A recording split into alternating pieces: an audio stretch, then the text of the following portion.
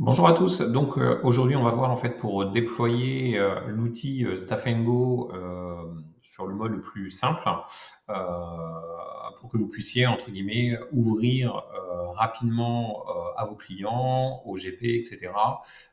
L'utilisation en fait de ce module-là pour que vous puissiez profiter rapidement de la puissance de Staff Go sur le couplage avec OpenPay. Ok, donc on va faire un module très basique, mais pour que vous puissiez l'ouvrir rapidement.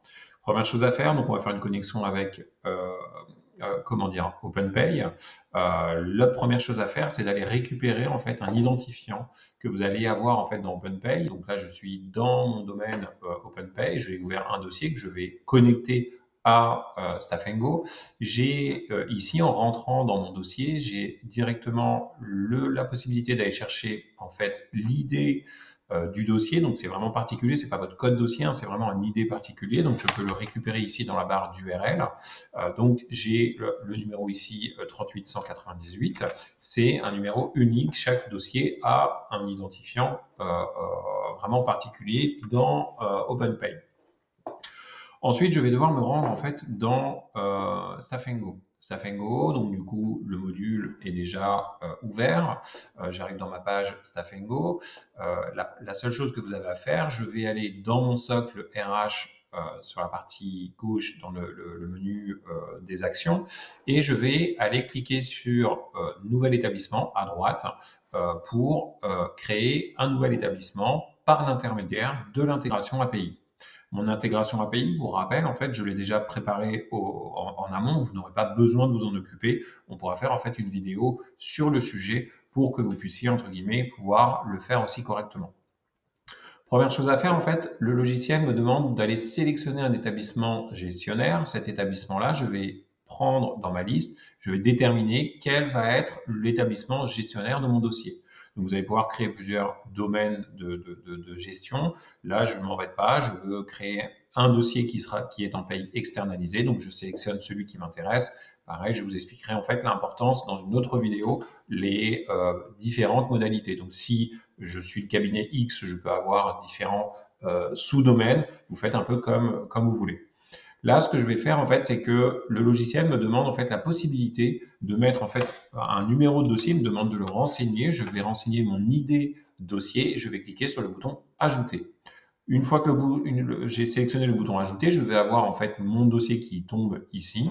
Je vais pouvoir à droite de l'écran appuyer sur le bouton Lancer pour lancer la moulinette de mon dossier. Là, en fait, le logiciel détecte automatiquement, avec votre connexion, le type en fait, de dossier que vous allez importer. En cliquant sur le bouton Voir le détail, je vais avoir la possibilité en fait, d'activer plusieurs options. La première, en fait, la dématérialisation du bulletin, je la lance que et uniquement si je veux activer le coffre-fort de manière native à l'ouverture de mon intégration sur Staff Go.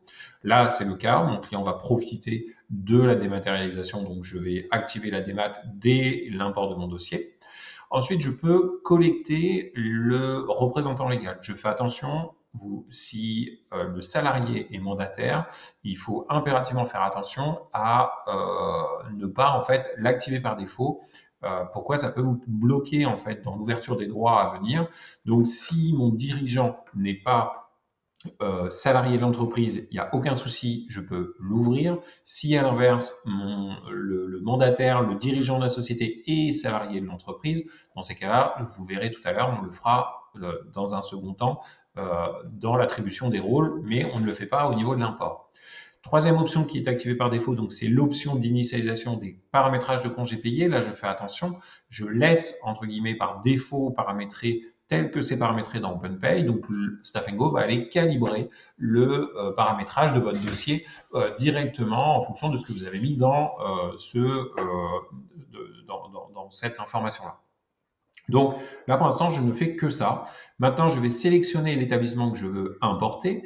Et il est important de comprendre que si j'ai 10 établissements, je vais devoir sélectionner mes 10 établissements, présélectionner mes options et jouer comme ça avec mon module. OK. Donc là, une fois que j'ai sélectionné ça, ce que je vais faire, c'est que je vais lancer l'import avec le bouton en haut à droite. Donc, je lance mon import, je confirme quelle connexion API je veux utiliser. Donc, par défaut, il vous en mettra qu'une. Si vous avez mis une connexion avec Silae pour récupérer les absences, je vous en parlerai plus tard. Vous pouvez le faire aussi par cet intermédiaire-là. Mais là, de manière très simple, je vais sélectionner ma connexion et je lance mon import. Il vous met un petit message comme quoi, en fait, l'import se passe bien. Et derrière, vous allez voir, en fait, vous allez avoir le dossier en fait qui va tomber. Donc vous pouvez éventuellement le faire dans un second temps, mais là il vous dit bien que la synchronisation est en cours, donc le dossier est en train de descendre dans Staff & Go de manière automatique. Donc là, éventuellement, si vous avez d'autres choses à faire, vous pouvez, etc. Normalement, c'est un temps qui est assez limité. Donc, là, j'ai quelques salariés. Hop, je vais actualiser ma page pour comprendre et voir si l'intégration est terminée. Donc voilà, là en fait, il me dit bien que mon dossier, l'import est terminé. Il a détecté 7 salariés qu'il a collectés. Il en a bien importé 7. Vous pouvez avoir des anomalies, etc. Donc là, mon dossier est prêt. Donc là, en fait, on voit bien le dossier. Il a affecté automatiquement un code établissement. Le code dossier qui peut être aussi différent d'OpenPay, vous pourrez le personnaliser après. Maintenant, là, ce que je vais faire, c'est que par défaut, ce que vous faites, c'est que vous allez dans le filtre en haut de votre menu et vous allez en fait sélectionner votre dossier. Donc, normalement, si je tape le nom de mon client, alors des fois, c'est un peu trompeur parce qu'il peut récupérer la donnée commerciale. Donc là, j'ai bien mon dossier comment dire, hop, qui était arrivé, je l'ai vu tout de suite, hop, 833 920.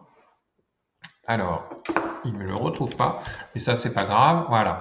Je peux en fait le rechercher avec un mot-clé. Là, je connais mon client, je sais comment s'appelle le dossier. Je sélectionne mon dossier. Vous allez voir que l'intérêt de le prédéfinir ici dans le filtre, c'est que ce sera beaucoup plus facile dans la navigation à venir. Vous aurez en fait quelque chose de figé et ça vous évitera d'aller toucher à un autre dossier. Première chose à faire, donc je vais aller dans le socle RH. Dans le socle RH, je vais cliquer sur établissement. Je sélectionne le dossier sur lequel j'ai envie de travailler. Et là, j'arrive en fait dans mon paramétrage, j'ai des colonnes ici, enfin des menus, et je vais pouvoir en fait aller les personnaliser. Première chose, l'identification. Dans l'identification, je peux aller changer mon code dossier. Donc ça, c'est à vous en fait de mettre ce que vous voulez. Vous pouvez laisser ce que le logiciel vous met par défaut. Vous mettez vraiment le libellé que vous souhaitez. Okay. Le nom de votre dossier, pareil, vous pouvez l'appeler comme vous voulez. Par défaut, il reprend les informations qu'il a en fait sur les sites de l'administration. Il y a un contrôle de la part de Staff & Go qui est fait pour sécuriser votre dossier. Je peux renseigner en fait mon numéro de téléphone si je l'ai. Là, rappelez-vous, je suis dans un paramétrage en fait, comment dire, de base.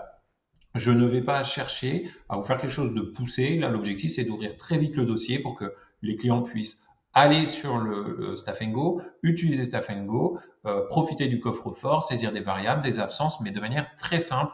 Et on verra après dans un second temps les modules pour avancer sur les optimisations. Dans la partie juridique, je vais avoir plusieurs informations, notamment la forme juridique, tout se reprend, etc. automatiquement. Le SIRET, je contrôle. Je peux aller récupérer mon numéro URSSAF, que je récupère sur mon interface paye pour la renseigner dedans. Pas d'obligation de la renseigner au démarrage, mais en tout cas, ça peut vous permettre d'aller un peu plus vite quand vous aurez vos contrats, etc. à faire après directement dans le logiciel. Donc, vous contrôlez en fait le représentant légal, le nom, la fonction de votre client au sein de l'entreprise. Donc là, on est sur un président de SAS. Donc, je vais mettre par défaut des horaires à 35 heures. On est bien sur la restauration collective de la restauration rapide. Là, mon paramétrage est bon. J'enregistre et je vais rester comme ça pour l'instant au niveau de mon paramétrage général, au niveau de l'identification. Deuxième opération, je vais aller dans Paramètres, Bulletin de paye. Dans le paramètre bulletin de paye, ce que je vais faire, par défaut, j'ai activé ma dématérialisation, mais je vais anticiper un paramétrage, je vais modifier mon paramétrage et demander que la distribution de mes bulletins de paye soit réalisée directement par le dirigeant. Sinon, c'est automatiquement vous qui allez valider, qui allez déclencher le dépôt sur le coffre salarié sans contrôle du dirigeant. Donc, nous, en tout cas, on ne prend pas cette décision-là. C'est au client de prendre ses responsabilités. Et par sécurité, les bulletins d'OpenPay sont un peu plus volumineux que certains autres éditeurs. Donc, je mets par défaut, ça va être corrigé par l'éditeur prochainement, mais je mets 100 kilo-octets par défaut et j'enregistre mon paramétrage bulletin. Ce que je vais faire dans un second temps, c'est que je vais devoir en fait affecter dans les rôles et utilisateurs les personnes qui vont travailler sur le dossier. Là, en fait, je sais que ce dossier-là est géré par une de mes collaboratrices. Donc, j'ai la liste des personnes qui gèrent le dossier. Ici, Céline. Je vais aller sur le petit bouton, le petit crayon, et je vais l'affecter en tant qu'expert paye. Et du coup, ça lui donne un certain nombre de droits. En fonction des paramétrages de dossier, au minimum, ce qu'on va faire là dans un premier temps, on va faire attention que le collaborateur puisse saisir et visualiser les éléments variables, accéder au bulletin pour aider le client au besoin, clôturer les éléments de paye si le client avait besoin d'aide, etc. Et surtout, en fait, activer la synchronisation pour envoyer les éléments vers le logiciel de paye. OK ? Donc ça, c'est très simple. Deuxième personne qu'on va devoir activer, c'est le client. Le client, là, vous voyez, en fait, j'ai récupéré automatiquement l'identité du client en tant que dirigeant. Ça, c'était au niveau de l'import tout à l'heure. J'ai bien demandé au logiciel d'aller requêter tout seul. Si je ne l'ai pas, je pourrais aller chercher un nouvel utilisateur avec le bouton en haut à droite, nouveaux utilisateurs, où je vais renseigner son adresse mail, nom, prénom au minimum. Si l'utilisateur est déjà existant, il va le reconnaître, il va vous l'affecter. Et sinon, je peux créer un nouveau contact. Donc là, en fait, cette personne-là, je vais lui donner, elle a par défaut des droits utilisateurs de dirigeant. On voit ici les différentes fonctions. Donc, la personne va être dirigeante de son dossier. Je vais cliquer sur le petit crayon, je vais vérifier les droits qui ont été attribués par défaut. Et là, je vais activer donc la saisie des éléments variables. La personne pourra clôturer. Le dirigeant ne fera pas de synchro vers le logiciel de paye. Ça, c'est réservé à nous. Et derrière, en fait, je peux lui donner la possibilité d'aller faire des demandes, etc., d'embauche. Mais vraiment, par défaut, je vais activer les options qui me permettent en fait d'utiliser Staff & Go de manière confortable, mais rapidement. Je pourrais optimiser dans un second temps et mon paramétrage. Là, ce qui est important à comprendre, c'est que je n'ai aucune sauvegarde à faire. Je n'ai aucune validation, c'est pris par défaut. Là, vous avez ici une petite enveloppe qui dit qu'en fait, la personne a bien reçu une invitation, mais n'a pas encore initialisé son compte. Donc, je vais pouvoir cliquer dessus, relancer une invitation au besoin, mais par défaut, là, je n'ai pas besoin d'y aller.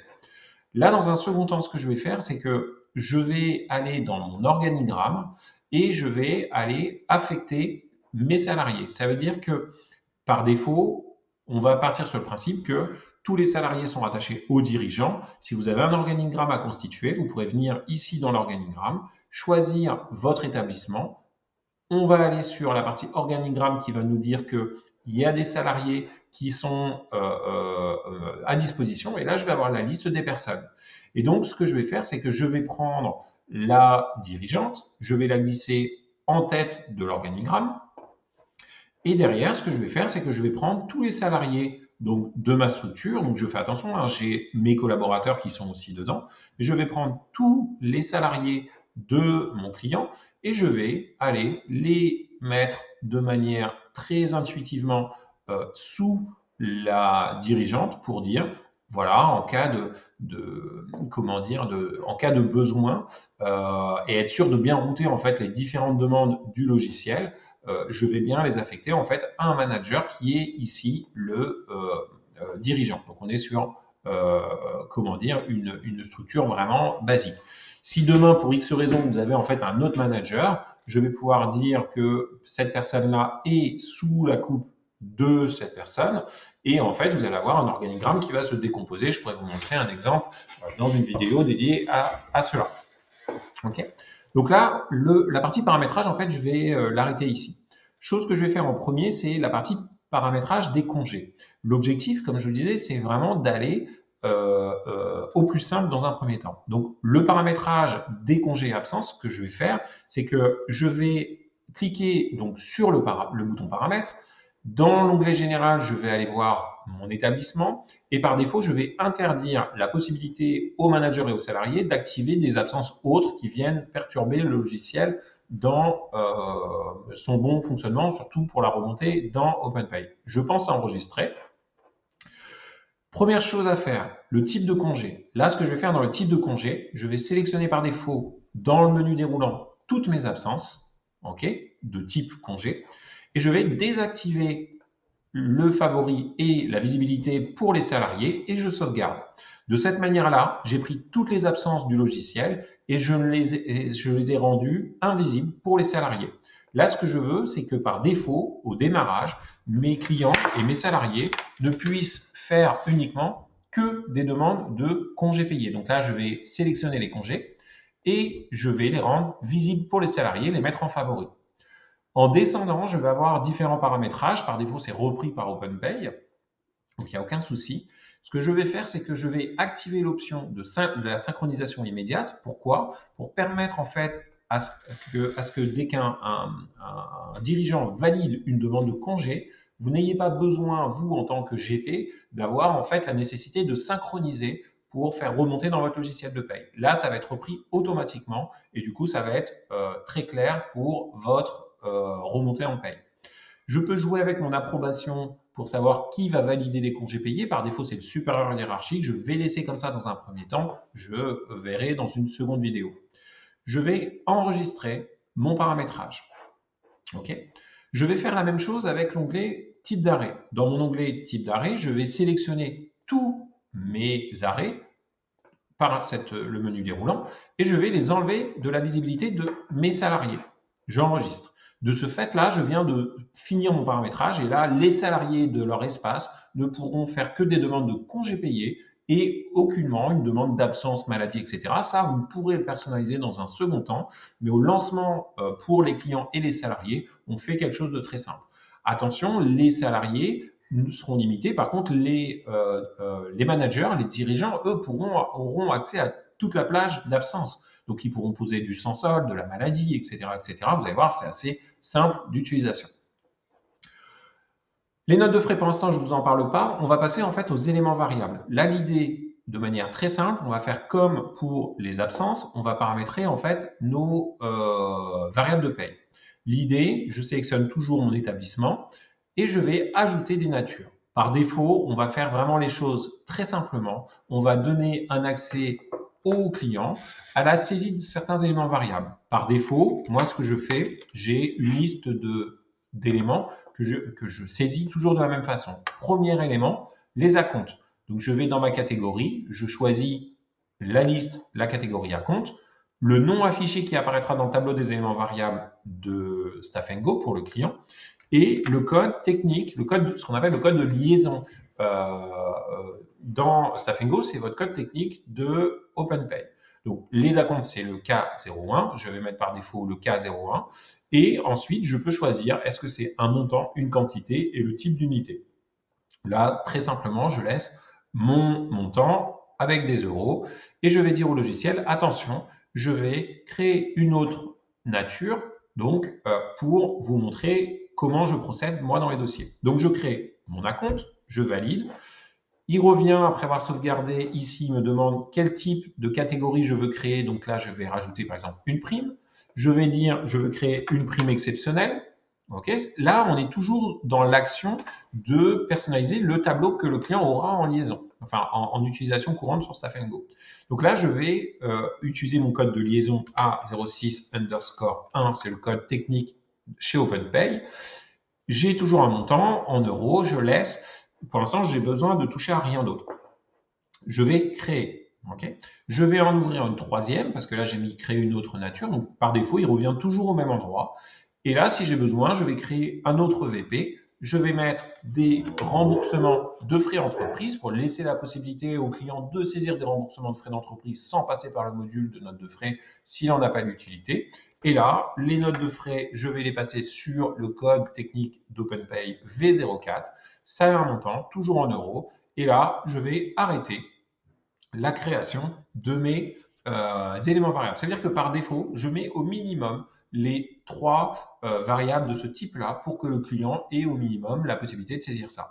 À savoir qu'il ne pourra rien saisir sans que vous ne lui donniez en fait l'autorisation dans ce tableau-là. Okay, donc là, par défaut, je fais comment dire ce type de paramétrage-là pour permettre à mon client d'être autonome dans la saisie des éléments variables. Donc maintenant que mon paramétrage des EVP est terminé pour le dossier, je vais pouvoir en fait mettre en route le client et pour en fait lancer la première interaction avec mon client, ce que je vais pouvoir faire en fait, c'est directement lui mettre les bulletins à disposition dans son coffre-fort. Donc là, ce que je vais faire, c'est que je vais aller dans le menu bulletin, directement ici dans le menu, dans le sous-menu bulletin. Et là, en fait, je vais importer des bulletins pour les mettre à disposition du client. Donc, il me demande automatiquement quels sont les bulletins que je veux mettre à disposition. Je vais aller lui valider les payes de janvier par effet rétroactif pour qu'il ait l'année 2025 complètement. Les payes de février ne sont pas encore traitées. Et par défaut, je peux envoyer soit en PDF, soit par l'intégration avec la connexion à OpenPay. C'est le choix que je vais retenir et c'est celui que vous allez pouvoir faire parce qu'on a tout paramétré pour avoir une bonne communication. Et là, en fait, ce que je vais faire, il vous dit oui, c'est OK, vous pouvez valider la mise à disposition par l'intermédiaire de l'intégration API. J'importe mes dossiers. Et là, en fait, le logiciel va mouliner pour reconnaître. Donc là, on le voit, en fait, il y a une petite moulinette. Donc la création de la nouvelle distribution a été faite. L'import des données, pour l'instant, est validé au niveau du logiciel de paye. Et derrière, en fait, il va vous dire, attention, j'ai une reconnaissance de salarié ou pas. Donc là, il me met, j'ai 3 anomalies, etc. Il est en train de mouliner. Et en fait, il me demande, donc là, c'est assez rare comme contrainte, mais il me demande en fait d'aller vérifier les matricules parce qu'en fait, il n'y a pas de cohérence. Donc là, j'ai une petite molette ici, donc je peux une claire molette, donc je peux aller dire le matricule 33, c'est le salarié X, par exemple. J'ai bien la salariée qui est ici. Donc là, ma problématique, en fait, je la vois tout de suite. C'est-à-dire que j'ai des matricules qui sont ici plus longs que ceux que j'ai réellement dans le logiciel. Donc, je les ajusterai tout à l'heure, mais ça, c'est très bien parce que ça vous permet de voir que des fois, vous pouvez avoir des anomalies qui ne sont pas compliquées à gérer, mais qui, comment dire, peuvent vous rendre la tâche un peu plus longue. Donc ça, c'est extrêmement rare ce qui me demande de faire, mais en tout cas, ça arrive et on va le gérer de manière très simple. Donc là, vous voyez, je choisis, je lui dis bien que le salarié est existant. Je mets OK, j'associe, etc. Et vous allez voir que du coup, il va me mettre à disposition les bulletins. Donc ça va faire qu'une fois. Hein. Vous n'avez pas besoin de le faire. Là, c'est de manière automatique pour avoir en fait un traitement après durable sur le temps. Donc voilà. Donc ce qui est important de retenir dans le souci qu'on est en train de traiter, c'est qu'il est impératif que le numéro de dossier, le matricule des salariés, tout soit vraiment identique d'OpenPay à Staff Go. Okay, vous n'allez pas avoir en fait de points bloquants si vous faites attention à ça. Donc là, en fait, vous voyez tout simplement tout à l'heure les matricules qu'il avait reconnus étaient plus longs que ceux qui sont disponibles dans le logiciel.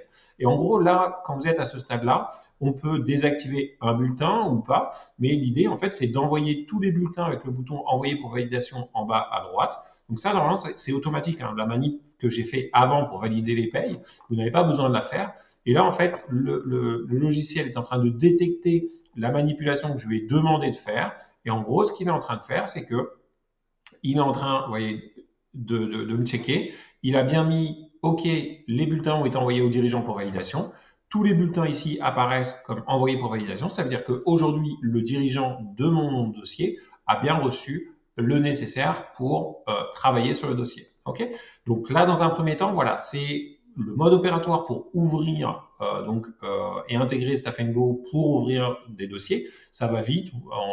Là, on a pris le temps, etc. Mais en fait, on est à peu près à 5 minutes par déploiement. Donc, c'est vraiment quelque chose qui est simple. efficace, ça va vite, et on reviendra un peu plus tard sur les options, le peaufinage, entre guillemets, on va faire briller son diamant, mais là, dans un premier temps, l'objectif, c'est de déployer rapidement, efficacement Stop & Go à l'intégralité de son portefeuille. Je vous souhaite une bonne journée, à bientôt.